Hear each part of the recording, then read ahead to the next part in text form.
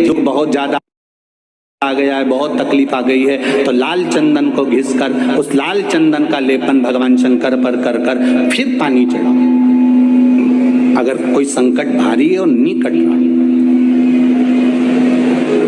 जैसे किसी नारी का गर्भ नहीं ठहर रहा, 15 साल हो गए, 20 साल हो गए, 25 साल, जैसे इसने लिखा एक माता ने कि 18 साल की बेटी हो गई थी पर संतान में पुत्र नहीं, तो उसने भाव से कथा सुनी। ऐसे आपके भीतर अगर 20 साल हो गए, 25 साल हो गए, 30 साल हो गए, संतान का सुखी नहीं है, लाल चंदन का लेपन बाबा भोलेनाथ पर करना प्रारंभ करो। पीठिका पर लाल चंदन का लेपन करना प्रारंभ करो। लाल चंदन से बाबा का श्रृंगार करना प्रारंभ करो। एक बेलपत्री पर लाल चंदन, दोनों पत्ती नीचे वाली, जो नीचे की जो 2 पत्ती होती है, इस पे लाल चंदन और बीच वाली पत्ती पर पीला चंदन लगाकर बाबा के शिवलिंग को समर्पित करिए। बाबा से प्रार्थना करिए, रोज प्रार्थना करो। परंतु एक बात का स्मरण रहे, 25 साल हो गए, 20 साल हो गए, 30 साल हो गए, संतान नहीं, तो पहले जल से अभिषेक कराना। अभिषेक कराकर उस जल का आचमन करने के बाद हाथ को खासा करना, धोना। उसके बाद में फिर वापिस बाबा का स्नान कराओ, फिर चंदन का लेपन कराओ, फिर 1 लोटा जल चढ़ाकर बाबा का स्नान कराओ। बाबा का बड़ा सुंदर भाव से लाल चंदन से जो अभिषेक करता है, बाबा को लेपन कर कर फिर जल चढ़ समर्पित करता है, निश्चित है उसकी गोदी मेरा देव अधिदेव महादेव जरूर भरता है। ये निश्चितता है। हम तो बेटियों से भी कहते हैं, जिसका विवाह नहीं हो रहा हो, 25 साल, 30 साल, 27 साल, 28 साल, 32 साल, 40 साल हो गए हो, नहीं हो रहा हो बेटा बेटी का विवाह, उसे लाल चंदन का प्रयोग अशोक सुंदरी वाली जगह पर 7 बिंदी लाल चंदन की लगाकर 7 बेलपत्र 7 बिंदी पर रखिए और महाराज अपनी कामना कर कर भगवान से आइए। बाबा देगा, करेगा, 3-4 महीने में विवाह पक्का करेगा। ये लाल चंदन की महत्वता है शिव तत्व। पतंग उड़ाओ, पर आज का जमाना इतना विचित्र हो गया कि रोज कोई ना कोई की लोग उड़ाने में लगे हुए हैं प्रतिदिन। पर हमारे सनातन धर्म में तो एक ही दिन है मकर संक्रांति का कि खूब उड़ाओ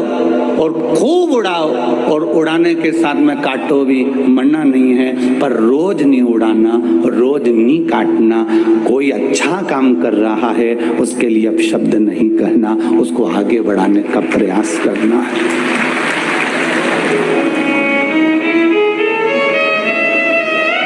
संपूर्ण बड़े बड़े अखबारों में प्रतिदिन जब बंडल बांधकर सारे अखबार मंसूर नगर के, जब हम जहाँ ठहरे हैं हर्ष विला में, वहाँ पहुँचते थे और हम अखबारों को पढ़ते थे।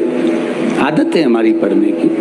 उन अखबारों को पढ़कर ऐसा महसूस होता था कि वास्तव में पत्रकारिता की कलम क्या कहती है। उन्होंने मंसूर नगर के इस कथा को, जनमानस को जो दिया है, शायद कोई दे पाए। इतनी सुंदरता से उन्होंने प्रदान किया, इतनी सुंदरता से उन्होंने दिया। मैं आपकी कलम को और आपकी विवेक को नमन करता हूँ, प्रणाम करता हूँ, जो आपकी कलम और आपका विवेक इस कथा के गुण तत्व को लाकर जनमानस तक पहुंचाया।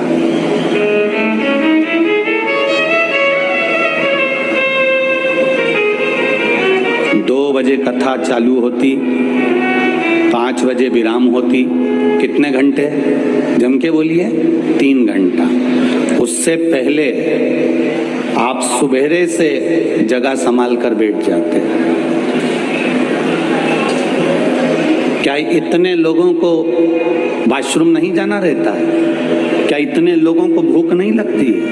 क्या इतने लोगों को पाँव नहीं दुखते होंगे? एक छोटी सी जगह इधर से दब रहा और अपनी जगह पर संभाल कर बैठे हुए हैं। हम भोजन कर कर भी थोड़ा सा आराम कर लेते हैं, पर आप तो आराम भी नहीं कर पाते। कितनी ललकता होगी इस कथा के प्रति, कितना विश्वास होगा आपका, भरोसा।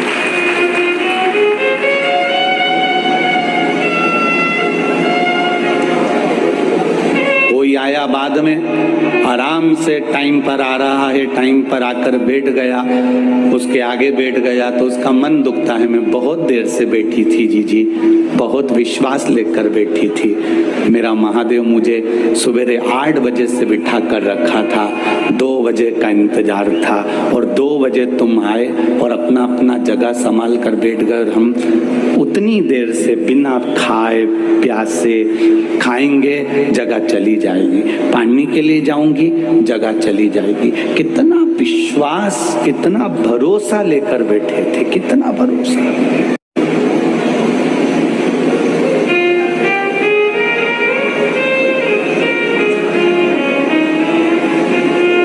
एक लक्ष्य निश्चित करा अपने भगवान को पाने का, और ये निश्चितता है कि भगवान उस लक्ष्य तक आपको पहुंचाएगा जरूर।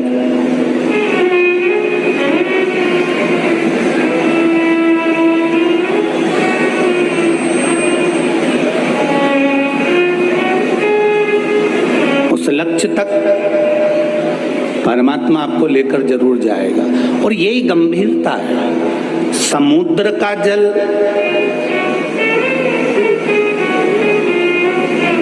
नदी का जल, खड्डे का जल, इन सारे जलों में सर्वश्रेष्ठ जल वो जो कुआं होता है ना, उस कुएं में एक श्रेष्ठता होती है कि कुएं का जल हिलोरे नहीं मारता। आपके गांव में भी कुआं होगा जीजियों, जितनी भी मेरी माएँ बैठी हैं, जितनी मेरी बेटियां बहनें बैठी हुई हैं, मेरी माताएं बैठी हुई हैं, जितने मेरे भाई बैठे हुए हैं, आपने देखा होगा कुएं का जल कभी हिलोरे नहीं मारता।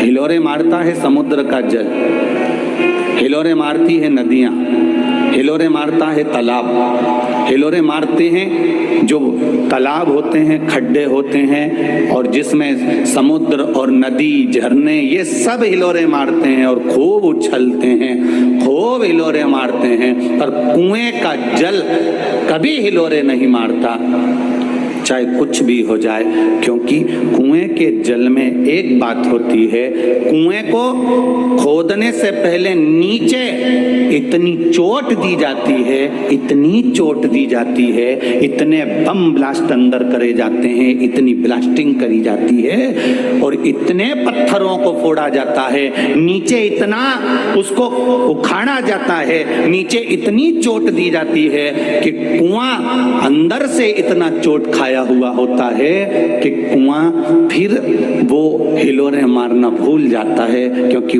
अंदर उसके इतनी चोट पड़ी होती है कि वो शांति की जिंदगी जीना पसंद करता है, शांति की जिंदगी। हिलोरे कौन मारता है?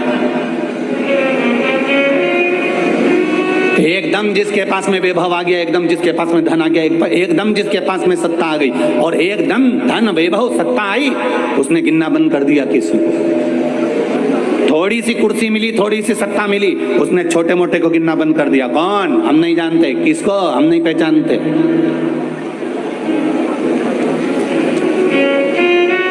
आपने कह दिया हम नहीं जानते, तो ये एक बार तो तुमको दे देगा, एक बार तो तुम्हें कुर्सी पे बिठा देगा, अगली बार जब तुम इसके पास जाओगे तो वो भी कह देगा हम भी नहीं जानते, तुम कौन हो, हम भी नहीं पहचानते। जो दूसरी जगह से लेकर आता है, समुद्र के पास में जल दूसरी जगह से आ रहा है, इसलिए बहुत हिलोरे मारता है वो। तालाब हिलोरे मारता है क्योंकि जल दूसरी जगह से आ रहा है, नदियां हिलोरे मारती हैं क्योंकि जल दूसरी जगह से आ रहा है, झरने हिलोरे मारते हैं क्योंकि दूसरी जगह से जल आ रहा है। पर कुएं का जल अपना खुद का है, इसलिए स्थिरता, उसमें नम्रता, उसके जल में हिलोरता नहीं होती, वो एकदम गंभीर, एकदम आनंद में रहता है। जिसके पास अभी अभी आया होता है वो सारी दुनिया में डोंडी पीट कर दिखाता है, और जिसके पास में पहले से रहता है वो एकदम दिखता ही नहीं है कि ये सेठ है, दिखता ही नहीं कि इसमें कुछ भरा होगा, दिखता ही नहीं कि इसमें तो बस सहजता है, नम्रता है, एक आनंदता है। जिसमें ज्ञान का बल बड़ा होता है, जिसमें बुद्धि की गहराई होती है, ज्ञान की जिसमें गहराई होती है, वो कभी उछलता ही नहीं।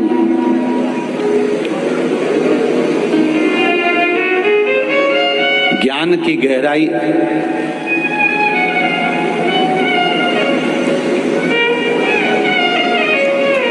कोई मंदसौर के कोठारी जी हैं, उन्होंने एक पत्र भेजा था, शायद अग्रवाल या अग्रसेन के उधर कहीं पत्र का स्मरण होना, परंतु उनका एड्रेस लिखा था, कोई अग्रवाल चौक होगा या अग्रसेन होगा, जो भी होगा, वहां का एक पत्र था कोई कोठारी जी का। उनने कोठारी जी ने पत्र में लिखा था,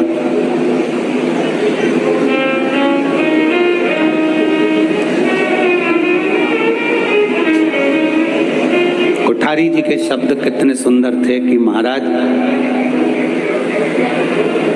मंदसौर आने से पहले जो जनमानस में भ्रम फैला था, ये मंदसौर के फैलाने वाले नहीं थे, क्योंकि मेरे मंदसौर को मैंने अपनी जिंदगी में शुरू से देखा है। ये तो और विद्यावान दोनों में अंतर है।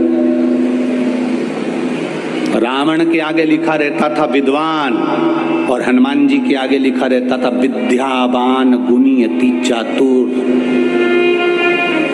रावण के आगे विद्वान लिखा रहता था और हनुमान जी के आगे विद्यावान लिखा रहता था। विद्वान और विद्यावान में अंतर है। विद्वान जो होता है वो दूसरे को नीचा दिखाने का प्रयास करता है, और विद्यावान दूसरे को उठाने का प्रयास करता है। विद्वान और विद्यावान में अंतर है। कई लोग बड़े बड़े अपने अपने सिंहासन पर बैठ जाएंगे, ऊंचे ऊंचे पद पर बैठ जाएंगे, हम विद्वान हैं, हमारे पास में वेद और शास्त्रों का ज्ञान है। तुम विद्वान तो बन गए रावण जैसे, पर दूसरे को गिराना जानते हो। और मेरा हनुमान जिनके आगे लिखा है विद्यावान गुणी अति चातुर, वो विद्यावान है, इसलिए लक्ष्मण मूर्छित भी हो गए तो रात भर में जड़ी बूटी ढूंढ कर उठाने का प्रयास करते हैं, वो विद्यावान हो गए। Secret crush. What a girl body splash. You'll love it. प्रयास करते हैं, वो विद्यावान हो गए। तुम्हारी विद्वत्ता वो किसी काम की नहीं अगर दूसरे को नीचे गिरा रहे हो। तुम्हारा विद्वत्पन वो किसी काम का नहीं अगर दूसरे को नीचा दिखा रहे हो। तुम्हारी विद्वत्ता वो किसी काम की नहीं जो दूसरे पर उंगली उठा रहे हो। तो विद्वान और विद्यावान में अंतर है। विद्वान लंकाधिपति रावण है जो दूसरे को हमेशा नीचा दिखाता है। मंदोदरी तो मुझे जानती नहीं है, विभीषण को लात मारकर निकाल दिया, सगा भाई था। अगर इतना बड़ा विद्वान था तो ये सोचना था कि मेरा भाई कहाँ जाएगा, मेरा भाई कितनी ठोकर खाएगा, मेरे भाई को कहाँ कहाँ जाना पड़ेगा। तो विद्वान है ना, इतना बड़ा विद्वान बनता है तो अपने भाई को लात मारकर क्यों निकाल दिया। मेरे बराबर कोई नहीं, मैं दशानंद, मैं बड़ा विद्वान हूं। विद्वान दूसरे को नीचे नहीं दिखाता, भरी सभा में अपने भाई को लात नहीं मारता। और देखो विद्यावान का लक्षण कि वो विभीषण जब हनुमान जी के उस राम जी की शरणागति में मेरे राघव जी की पहुंचा तो किसी ने कुछ नहीं बोला।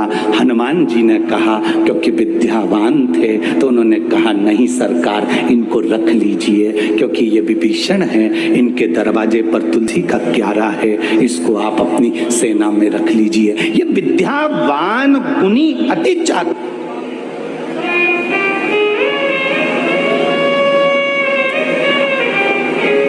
बहुत पढ़ लो, बहुत लिख लो, बहुत बड़े सिंहासन पर बैठ जाओ, बहुत बड़ी सत्ता तुम्हारे पास में आ जाए, तुम्हें बहुत बड़ी कुर्सी मिल जाए, तुम कहीं के अध्यक्ष उपाध्यक्ष, कहीं ये कहीं वो, कहीं तुम ये, तुम्हारे पास में कितने भी पद आ जाएं, पर तुम्हारी विद्वत्ता उसमें होना चाहिए कि तुम विद्वान मत बनना, विद्यावान बनना। कल जजमान लोग मिलने के लिए शाम को आए और हमारे सेवा भारती के कोई भाई उनका परिचय दे रहे थे, और सेवा भारती के कुछ भाई उनका परिचय दे रहे थे। तो उन्होंने परिचय में बहुत सुंदर सुंदर बातें हमको कही कि साहब ये हमारे यहाँ के सेठ जी हैं और ऐसा है, और कहा साहब ये प्रॉपर्टी डीलर हैं, ये इनकी कॉलोनियाँ बनाते हैं, कोई कहा इनका ये मील है, कोई कहा इनका ये है। पर ईमानदारी की बात कहूँगा, आप पांचों जजमान मिलने आए पर मुझे नहीं लगा कि आप बहुत बड़े करोड़पति होगे, मुझे तो लगा शिव के भक्त हो।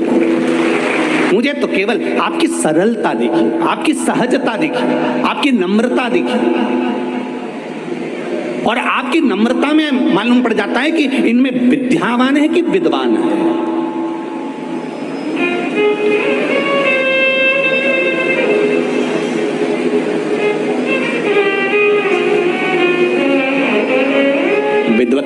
निशानी नम्रता से नजर आती है।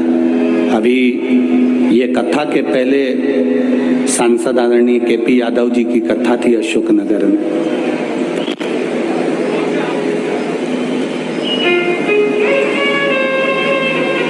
अच्छा लगा, लोगों के पास में सत्ता आ जाती है तो वो किसी को गिनते नहीं, पर हमने देखा वो दिन में भी कथा का रसतत्व, रात में भी जहाँ जहाँ भक्त लोग रुकते थे वहाँ सेवा के भाव से जाते थे। एक मंदसौर की बेटी ने पत्र लिखा है कि हमारे मंदसौर में ये शिव पुराण नहीं है, हमारे मंदसौर में ये कुंभ का मेला है जिसमें दिन में भी और रात में भी एक जैसा आनंद। मनीषा बधेरवाल केशव कुंज मंदसौर से हैं, उनका मोबाइल नंबर भी उन्होंने लिखा है। आप ही ने लिखा है बाबू? श्री शिवाय नमस्तुभ्यम। आपने पत्र में लिखा है कि मंदसौर नगर की शिव महापुराण की कथा नहीं है बाबू। बहुत सुंदर बात लिखी आपने, और एक बार दोनों हाथ हिला दो। श्री शिवाय नमस्तुभ्यम। ये मंदसौर नगर की शिव पुराण की कथा नहीं, ये हमारे मंदसौर नगर का कुंभ का मेला है।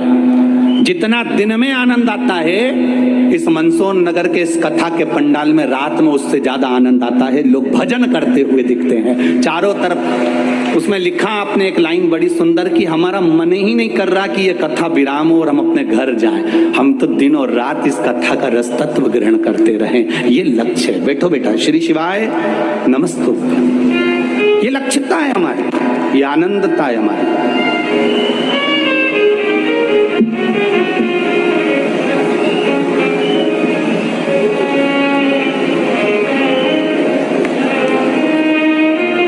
आग लगी आकाश में झरझर गिरे अंगारे, जो सतगुरु ना होते तो मर जाते सारे। कहीं ना कहीं शिव भक्ति का एक आनंद अपने जीवन में उतारो। सेठ भिखारी 100 घर से मांगकर खाता है और चैन की जिंदगी जीता है, और सेठ 24 घंटा कमाता है और एक टिफिन भी सही से नहीं खा। दुकान पर रखा है, 4 बार नौकर ने कह दिया सेठ जी मुझे भूख लग रही है, नौकर को छुट्टी दे दी पर खुद छुट्टी नहीं ले पाया। खुद छुट्टी नहीं ले पाया कि मैं खा लूं। खाने के लिए अंदर बैठा है और बाहर ध्यान है। देख ले वो ग्राहक क्यों खड़ा है, उसको देख ले जरा, और मुंह में रोटी केवल ठूस रहा है और ध्यान ग्राहक पर है। नहीं रे भाई, बहुत छोटा सा जीवन है, इसको खूब खुशियों से जियो, खूब खुशियों से। जब इस जीवन को आप खुशियों से जियोगे, इस जीवन को आप आनंदता से जियोगे, तो एक आनंद की अनुभूति अलग से होगी, अलग से।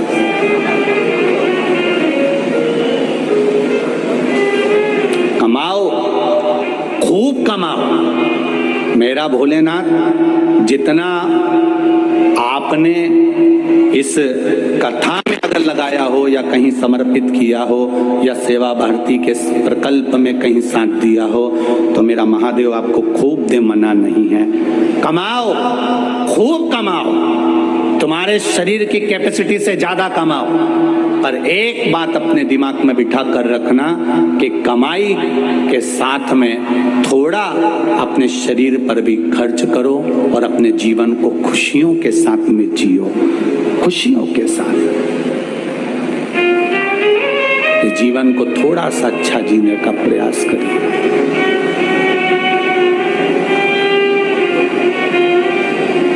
एक किसान ने पत्र लिखा है,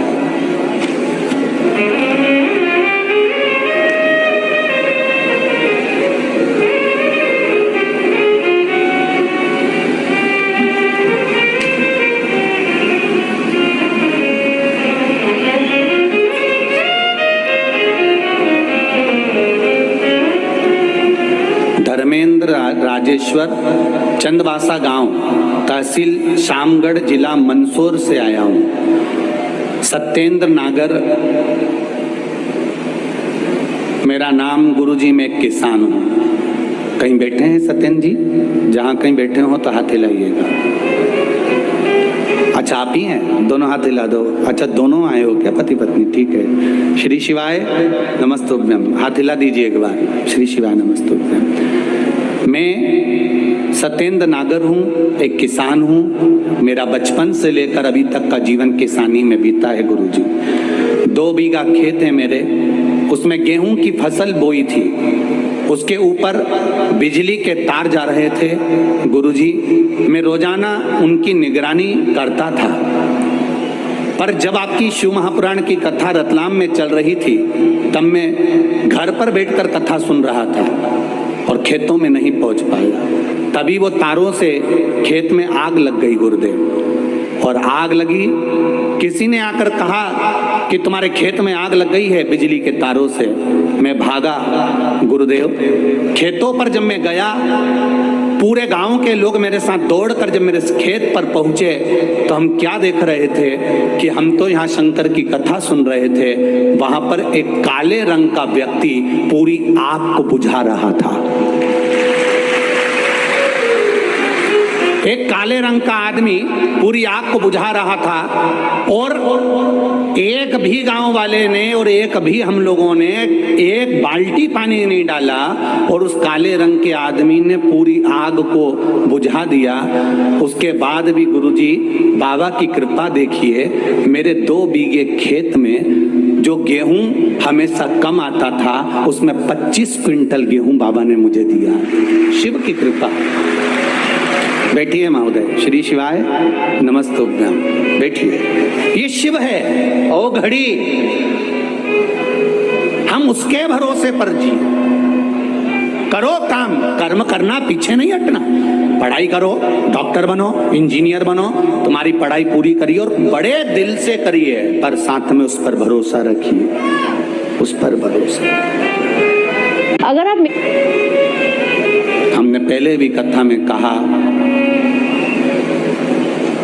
तुम भगवान का द्वार संभाल लो, तुम भगवान की कथा संभाल लो, तुम भगवान की कथा को संभालो, वो तुम्हारा घर संभालेगा, निश्चित है संभालेगा। उसने जन्म दिया है हमको। माता के गर्भ में जब पेट भरकर भोजन दे सकता है, माता के गर्भ में जब हमारी सुरक्षा कर सकता है, माता के गर्भ में जब रह सकता है। कितनी विचित्र बात भीम और अर्जुन ने भगवान कृष्ण से कही, एक कन्हैया, मेरे 5 पुत्र सो रहे थे द्रौपदी की और तुमने उसको नहीं बचाया, और मां उत्तरा के गर्भ में पहुंच गए बचाने के लिए। उनके बराबर कोई विद्वान नहीं होगा। कितने विद्वान थे अश्वत्थामा, कितने विद्वान। एक गुरु के पुत्र थे अश्वत्थामा। तो किसी ने पूछा, गुरुजी अश्वत्थामा को हो क्या गया था ऐसा ही, इसकी बुद्धि को क्या भाटा पड़ी गया था? बताओ, इतना बड़ा गुरु, इतनी बड़ी पद, ब्राह्मण पुत्र अश्वत्थामा, एक गुरु का पुत्र अश्वत्थामा, इसकी बुद्धि को क्या हो गया था जो इसने द्रौपदी के सोते हुए 5 पुत्रों का वध कर दिया? इसकी बुद्धि कहां चली गई थी? कहीं नहीं गई थी। अश्वत्थामा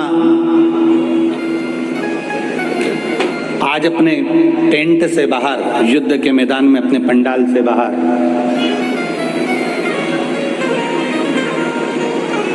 पंडाल से बाहर अश्वत्थामा बैठा हुआ था। और अश्वत्थामा जब पंडाल के बाहर बैठा हुआ था, उस जगह पर जब पंडाल के बाहर बैठा है, उस जगह पर बैठे बैठे अश्वत्थामा ने क्या देखा? अश्वत्थामा क्या देख रहा था? अश्वत्थामा क्या देखता है कि एक उल्लू पेड़ पर आकर बैठ गया। एक उल्लू पेड़ पर आकर बैठा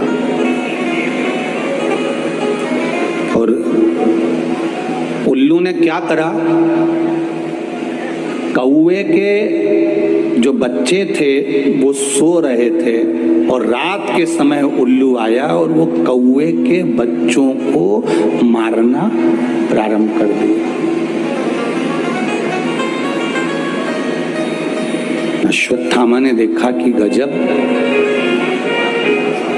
अगर दिन में उल्लू आता तो इसको कौवा भगा देता, अगर दिन में उल्लू आता तो इसको कौवा भगा देता, पर ये रात को आया है, इसलिए कौवे के बच्चे मर गए और कौवा इनको देख तक नहीं पाया।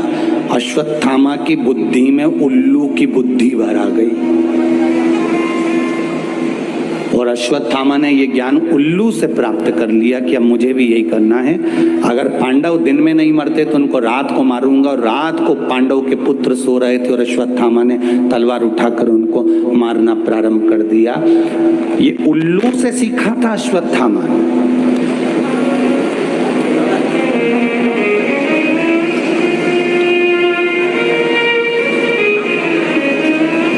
एक विद्वान, कितना प्रबल विद्वान अश्वत्थामा, जिसने द्रौपदी के सोते हुए 5 पुत्रों को मार दिया।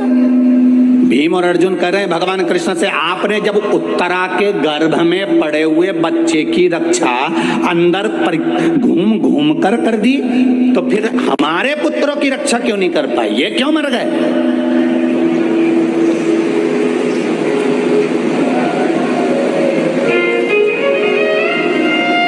इनके मरने का कारण क्या है?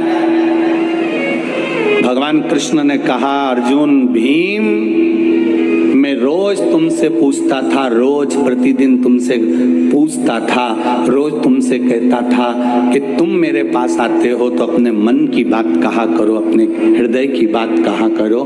मैं रोज तुमसे कहता था कि तुम्हारे मन में कुछ चल रहा हो तो बताओ, तुम्हारे भीतर कुछ हो तो बोलो, तुम्हारे भीतर कुछ चल रहा हो तो बोलो। और भीम, अर्जुन, नकुल, सहदेव, युधिष्ठिर सब एक बात कहते थे, कन्हैया आपको चिंता करने की जरूरत बिल्कुल नहीं है, हम सब निपट लेंगे। आपने कहा था कि हमें चिंता करने की जरूरत नहीं है, हम सब निपट लेंगे। अब तुमने ये कह दिया रोज प्रतिदिन कि हमें चिंता करने की जरूरत नहीं है, हम सब निपट लेंगे। पर उस उत्तरा ने, जिसके गर्भ में मैं गया था, उस उत्तरा ने ये नहीं कहा कि आपको चिंता करने की जरूरत नहीं है। उत्तरा ने तो मुझे पुकारा, कन्हैया, हे परमात्मा, मेरे गर्भ में सामने से ब्रह्मास्त्र आ रहा है और वो नष्ट करेगा मेरे गर्भ को, तुम रक्षा कर लो। तब मैं उसके गर्भ में पहुंच गया। आप रोज भगवान के मंदिर जाओ, प्रतिदिन भगवान को 1 लोटा जल चढ़ाओ, प्रतिदिन भगवान को 1 बेलपत्र चढ़ाओ, 1 चावल का दाना रोज चढ़ाओ, तो आप भगवान से मिलने जाओ तो अपने दिल की बात जरूर कह कर आओ। अर्जुन, भीम, नकुल, सहदेव, युधिष्ठिर रोज भगवान से मिलते थे, पर उन्होंने नहीं कहा, उन्होंने कहा हम सब देख लेंगे, आप चिंता मत करो, हम सब देख लेंगे। आपको यह कहना था कि आप बैठे हो तो मैं टेंशन क्यों लूं, पर उन्होंने कहा हम बैठे हैं तो आप टेंशन मत लो। टर टर टर टर सिस्टर बीना का मैसेज आया है, अर्जेंट। लिखा है, मेरे बच्चे के ट्रीटमेंट के लिए 1 लाख रुपए चाहिए डॉक्टर, तुरंत भेज दीजिए प्लीज। सिस्टर बीना, मैं पहले सिस्टर बीना को फोन करके पूछूंगी, फिर भेजूंगी, क्योंकि मैं मूर्ख नहीं हूँ। Well done doctor. यूपीआई कहता है अगर पहचान के व्यक्ति से भी ऐसे मैसेज आए तो हो सकता है कि उनके मैसेजिंग ऐप हैक्ड हो, तो पहले नॉर्मल कॉल करके चेक करो और कहो मैं मूर्ख नहीं हूँ। जाइए आप भी किसी का टेस्ट लीजिए।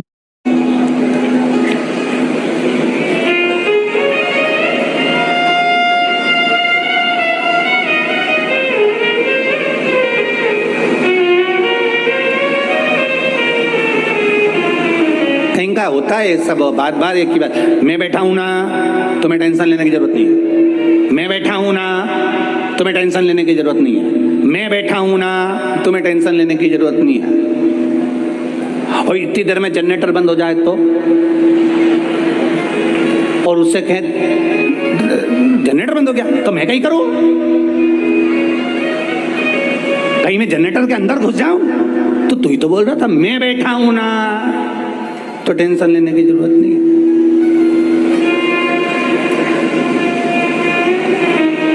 जो मैं बैठा नहीं नहीं, वो कहता है मैंने जनरेटर के लिए दूसरे को लगा रखा है, टेंट के लिए मैंने दूसरों को लगा रखा है, इस व्यवस्था के लिए मैंने दूसरे को लगा रखा है, इसके लिए मैंने दूसरे को लगा रखा है। उसी तरह मैं कोई नहीं करे, वो ये कहे मैंने सारी व्यवस्था उस परमात्मा को दे रखी है, वो संभाल रहा होगा, वो देख रहा होगा, वो संभाल रहा है, वो देख रहा है।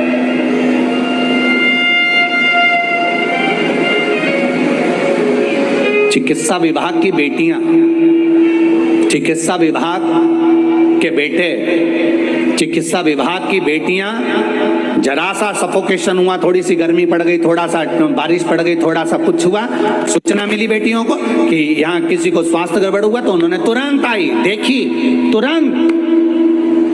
उसी तरह जैसे चिकित्सा विभाग की बेटियां, चिकित्सा विभाग के बेटे जरा सी सूचना पाने के बाद दौड़कर तुम्हारे पास आ जाते हैं, उसी तरह जिसका विश्वास परमात्मा में होता है, तुम्हारे को थोड़ा सा कष्ट आते से भोलेनाथ तुम्हारे पास आ जाता है। ये निश्चित है, ये निश्चितता है।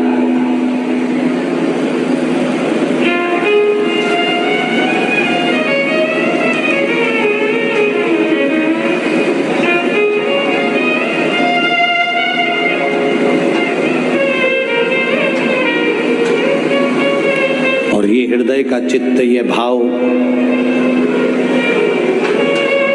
हृदय से जब आप परमात्मा से कहेंगे तो वो सुख आपको मिलेगा। पांडव हमेशा कहते रहे आपको टेंशन लेने की जरूरत नहीं है, हम संभाल लेंगे, तो 5 बेटे गंवा दिए उन्होंने केवल यही बोलने में।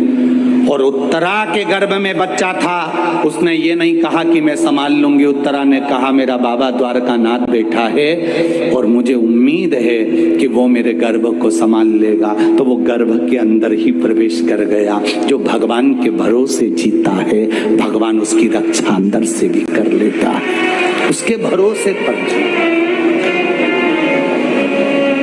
विश्वास रखकर, भाव रखकर। और ये विश्वास पूर्ण हो, जितनी पूर्णता के साथ आप विश्वास करेंगे उतनी पूर्णता के साथ परमात्मा मिलेगा। हरे डमरू वाले आजा तेरी याद सताए, मेरा ये भरोसा कहीं टूट, ये विश्वास है आप। छुपा कहाँ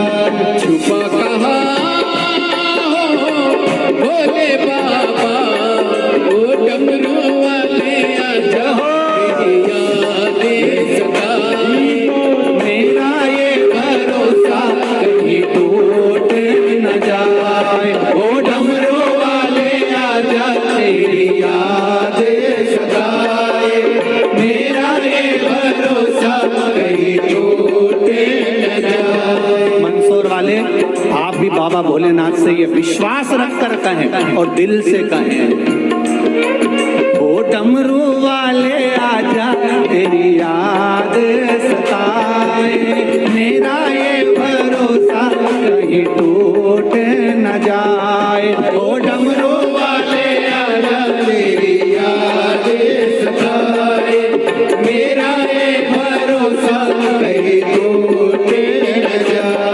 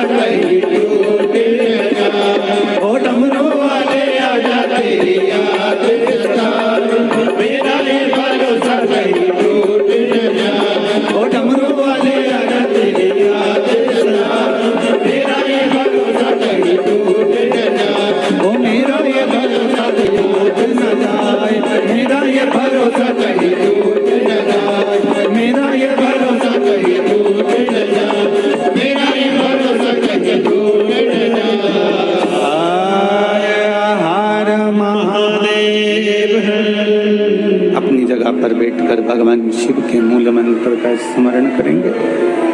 भाव से भगवान शंकर के मूल मंत्र का जाप करिए। आज कथा का विराम दिवस है और विराम दिवस पर आप सब बाबा से विनय करें कि मेरे मन की कामना, मेरे मन का मनोरथ पूर्ण हो। ये भाव रखकर भगवान से अपने हृदय की बात करें। सभी लोग मूल मंत्र का जाप श्री शिवाय नमस्तुभ्यं, श्री शिवाय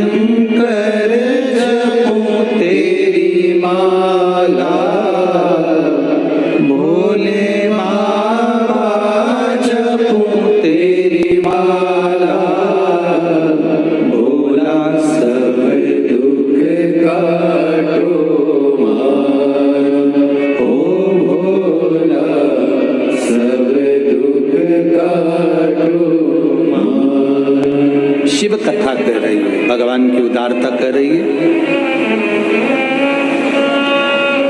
जब जगत के लोग हाथ छोड़ते हैं तब जगदीश हाथ पकड़ता है।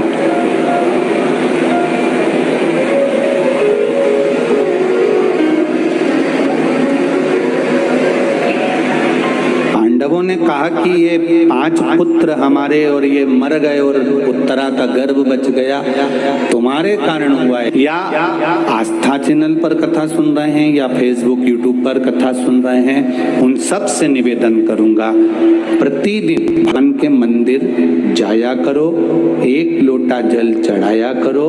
उसका कारण ये है, भगवान से ये कहकर आया करो कि आप बैठे हो तो मुझे कोई टेंशन करने की जरूरत नहीं है, सारी चिंता तुम्हारे ऊपर।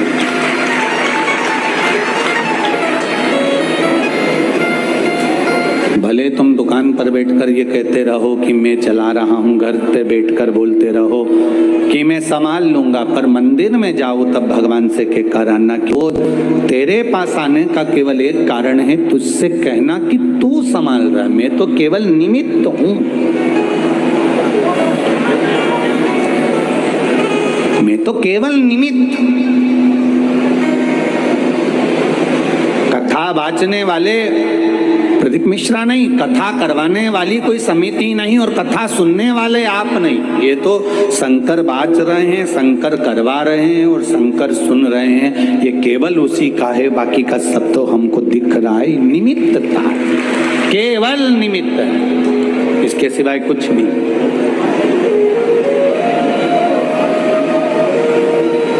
हनुमान जी संजीवनी लेकर आए, ये दुनिया जानती। जब लक्ष्मण मूर्छित हुए, संजीवनी कौन लेकर आए थे? जम के बोलो जरा, बोलो, जम के बोलो जरा। हनुमान जी।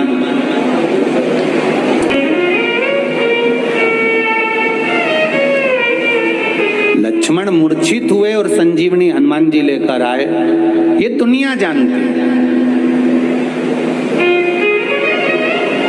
क्योंकि सबने यही सुन रखा है कि हनुमान जी लेकर आए थे। अब आपसे पूछूं कि आप बोल रहे हो कि संजीवनी हनुमान जी लेकर आए थे, तो भरत जी ने बाण छोड़ा था हनुमान जी के पांव, वो गिरा था? अरे बोलो जम के, नहीं गिरा। क्यों नहीं गिरा?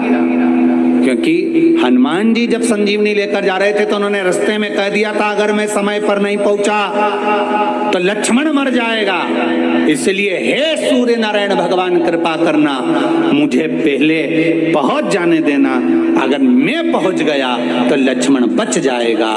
सूर्य नारायण भगवान ने सोचा हनुमान तू मेरा चेला है, मैंने तुझे गुरु मंत्र दिया है और तू अपने गुरु को बता रहा है कि तू लक्ष्मण को बचाएगा?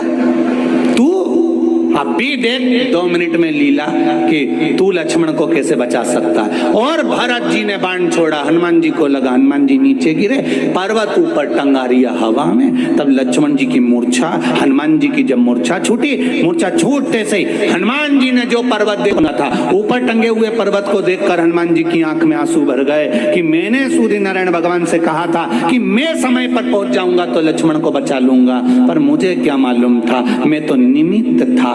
पर्वत उठाने वाला भी राम है और जिलाने वाला भी राम है, मैं तो निमित्त था।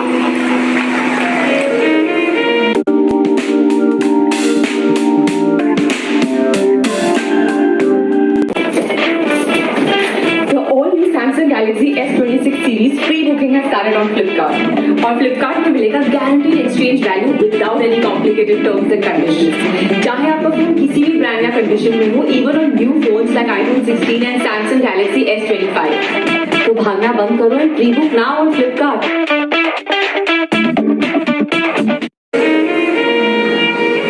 ये पर्वत मैंने उठाया ही नहीं है, पर्वत तो राम जी ने उठाया।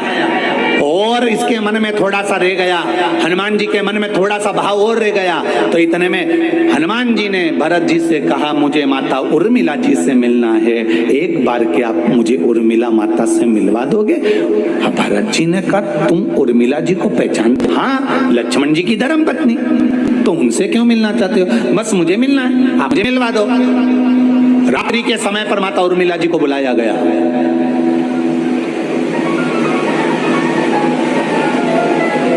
भारत की भूमि की पहली नारी थी जो अपने पति के लिए 14 साल तक हाथ में पानी का लोटा लेकर खड़ी रही थी, 14 वर्ष।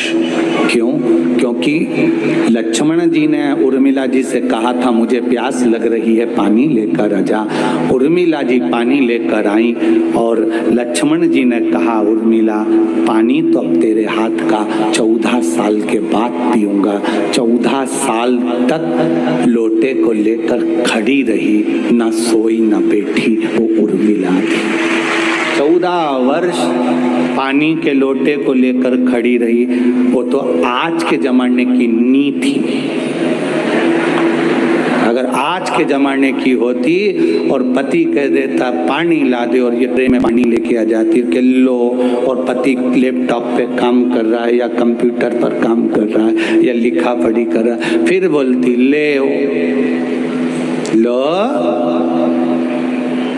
पति अपने काम में लगा हुआ है, इसने ट्रे नीचे धरी, तुम्हारे बाप के नोक का धरे नहीं रखा, पी लेना है जब पीना हो। वो गई वो तो वो जा,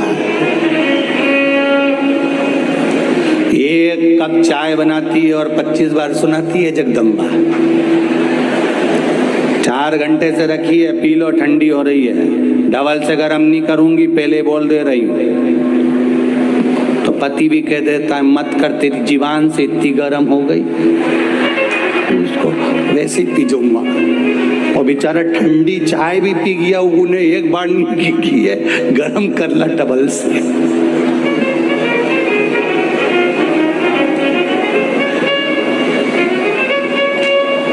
कई लोग फेसबुक पे अपनी अपनी बातें आड़ी टेढ़ी डाल देते हैं, बहुत डालते रहते हैं। अब लोग हमसे कहे महाराज वो उन्होंने ऐसा लिख दिया, उन्होंने ऐसा लिख दिया। हम उनसे कहते हैं उनकी उनके घर में नहीं सुने तो दुनिया क्या खाक सुनेगी?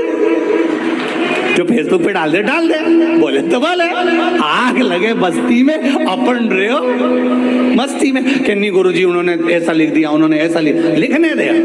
उनकी अगर घर में 2 मेहमान आ जाए और चाय बना के पिला दे और उसके बाद फिर मेहमान आ जाए, किसी पति में दम हो तो बोल दे एक बार डबल से, इनके लिए इतने प्रेम से बोलेगा, बना देगी क्या? जब उनकी लुगाई नहीं सुने तो दुनिया क्या खाक सुने?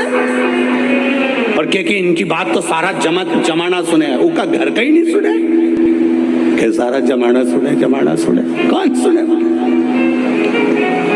उर्मिला जी से मिलना, उर्मिला जी आई ने हाथ में पानी का लोटा था। हनुमान जी ने कहा माता उर्मिला से, माँ, ए माँ, आपको मालूम है आपके पति अंतिम सांसें गिन रहे हैं, अगर मैं समय पर नहीं पहुंचा ना माँ, आपके पति मर जाएंगे। उर्मिला जी ने पूछा, हनुमान मेरे पति को क्या हुआ है? हनुमान जी बोले, आपके पति को बाण लगा है और मूर्छा में पड़े हुए। उर्मिला जी ने कहा, मेरे पति को बाण नहीं लग सकता, ये मेरा विश्वास कहता है। भी भरोसा देखना, जितना भरोसा मंदसौर वालों को शंकर जी पर है, इसलिए इतनी संख्या में धूप में पड़े हुए खड़े हुए हो, ऐसा भरोसा माता उर्मिला को था। बाण मेरे पति को नहीं लगा। हनुमान जी कहने लगे, तुम सुन के पगला गई हो। किसी को अचानक बता दिया जाता है कि तेरे पति के साथ ऐसा हो गया तो उसकी बुद्धि फिर जाती है और रोने की जगह वो हंसने लगती है। मुझे लगता है तुम्हारी बुद्धि फिर गई जो तुम ऐसी बात कर रहे हो। तुम्हारे पति को बाण लगा है, मूर्छा में वो पड़ा है। राम जी क्या कर रहे हैं वहां पर? जहां मेरा पति पड़ा है वहां राम क्या कर रहे हैं? हनुमान जी बोले, अब भाई को देख के रो रहे हैं, आंख में आंसू हैं। जिस भाई की दशा ऐसी है तो रोएंगे नहीं क्या? उर्मिला जी बोली, हनुमान तू यही तो नहीं समझता है, मेरे लक्ष्मण पति के रोम रोम में राम था, जहां बाण लगा वहां भी राम था, इसलिए लक्ष्मण सो रहा है, राम रो रहा। लक्ष्मण सो रहे हैं, रो राम रहा है, क्योंकि बाण लक्ष्मण को नहीं, जम के बोलो, राम को लगा है। तो हनुमान जी ने पूछा, फिर लक्ष्मण जी काहे को सो रहे हैं? उर्मिला जी बोली, जब यहाँ से गए थे तो उन्होंने संकल्प लिया था 14 वर्ष तक नारी और निंद्रा का त्याग करता हूँ। मेरे राम जी ने सोचा, एक व्यक्ति अनंत चौदस के दिन, अनंत चतुर्दशी के दिन झांकी देखने में रात भर जगता है तो दूसरे दिन दुकान भी सही से नहीं खोलता है। दूसरे एक रात शादी में जग लेता है, अनंत चतुर्दशी पे जग लेता है, एक रात जगता है तो दूसरे दिन दुकान पर मन नहीं लगता, दुकान सही से नहीं करता। भगवान ने सोचा, युद्ध के मैदान में युद्ध लड़ाने से पहले लक्ष्मण को थोड़ी देर सुला देता हूं, अगर सारी दुनिया देखेगी, इसलिए राम जी ने थोड़ी देर सुला दिया। राम जाग रहे हैं, लक्ष्मण सो रहा। सेफ इन्वेस्टर्स के लिए,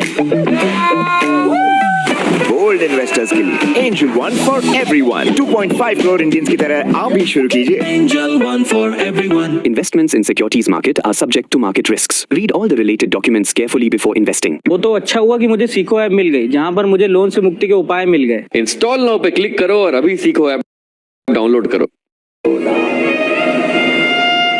बाण जहां रोम रोम में राम है, बाण भी वहीं लगा है। ये तो दुनिया को दिखा कि संजीवनी हनुमान जी ले गए, पर हनुमान जी नहीं ले गए, वो तो राम जी लेके जा रहे थे। हनुमान तो निमित्त थे।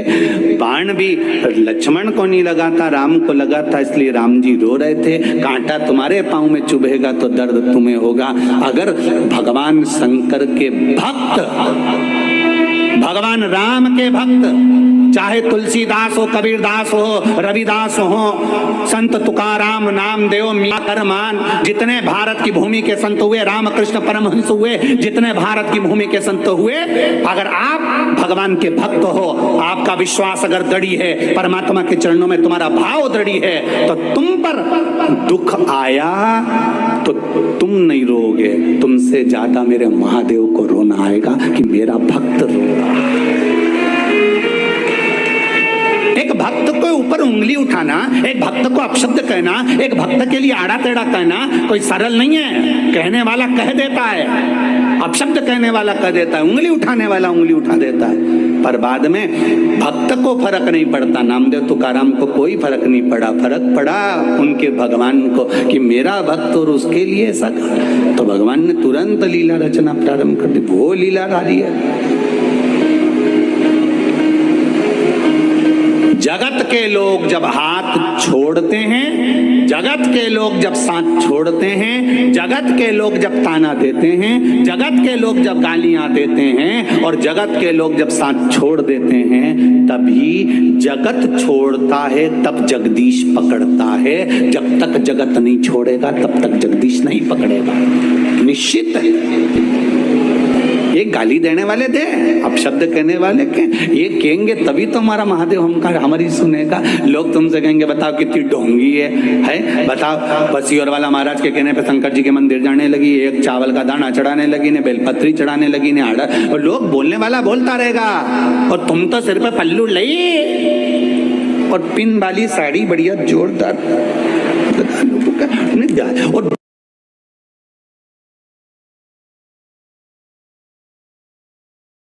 जो जितना बोले नहीं उनके सामने से उतना जाओ, और पानी का लोटा दिखा दिखा के जा, देख ले रे बेरू, देख उतना जाओ और भगवान के द्वार जाओ। परंतु ये नहीं कि वो कहता रे आग लगे बस्ती में अपन रहे हो, मस्त मस्त की जिंदगी जी।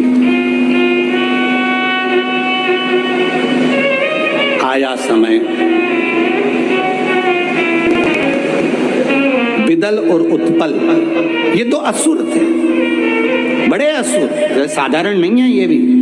इन्होंने भी माता पार्वती के सौंदर्य को देखकर उनको पाने का प्रयास किया, उनको लेने का प्रयास करा, उनको प्राप्त करने का प्रयास किया।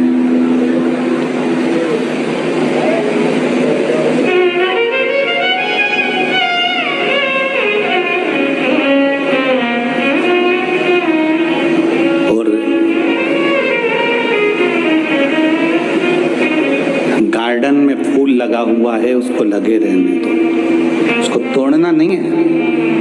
आंखों से देखिए,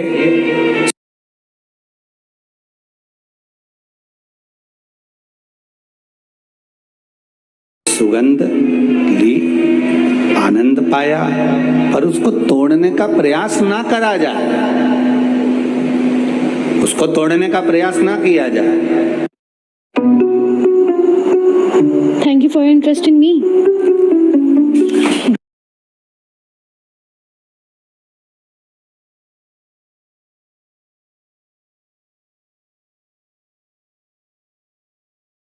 के पास यार तोड़ने का प्रयास ना किया जाए।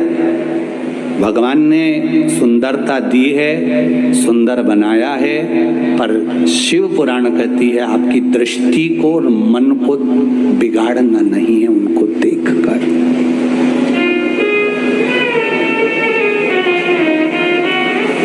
बिगाड़ना नहीं।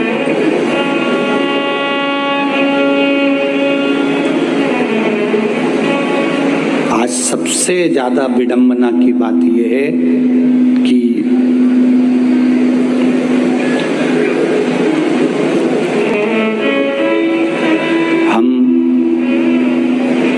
जितने भी लोग हैं संसार के को जन्म क्यों नहीं देना चाहते, उसका एक कारण है कि इनकी रक्षा कौन करेगा, इनको संभालेगा कौन, लड़का हो जाएगा तो इधर उधर भी फिरेगा तो दिक्कत वाली बात है।